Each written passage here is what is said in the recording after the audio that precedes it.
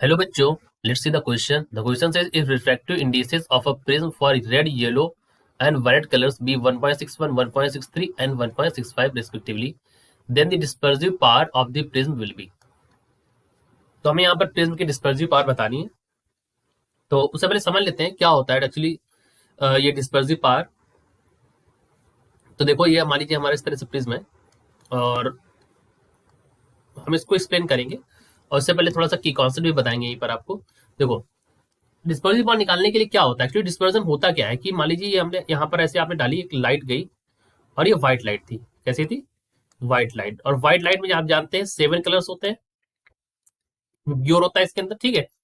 तो जो 7 कलर्स थे इसके अंदर वो यहां से गए, ठीक है।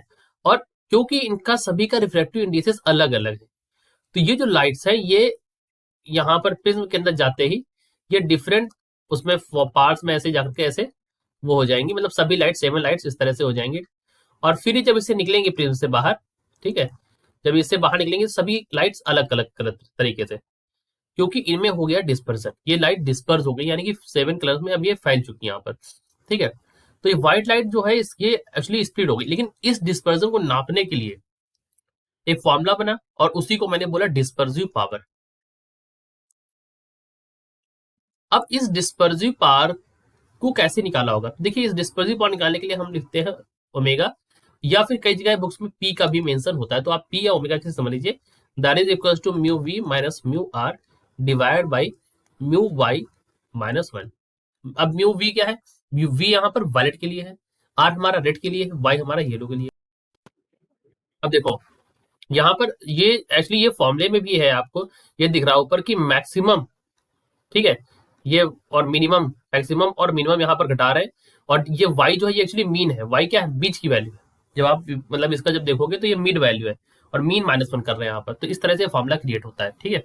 तो ये हमारा एक्चुअली है डिस्पर्सन या डिस्पर्सिव पावर को नापने का ये फॉर्मूला हमारा है। तो इसी का यूज करते हैं, चलिए निकालते हैं। पी इज इक्वल टू क्या हो जाएगा यहाँ पर? म्यू वी वायलेट के लिए बताइए 1.65 दे रखा है।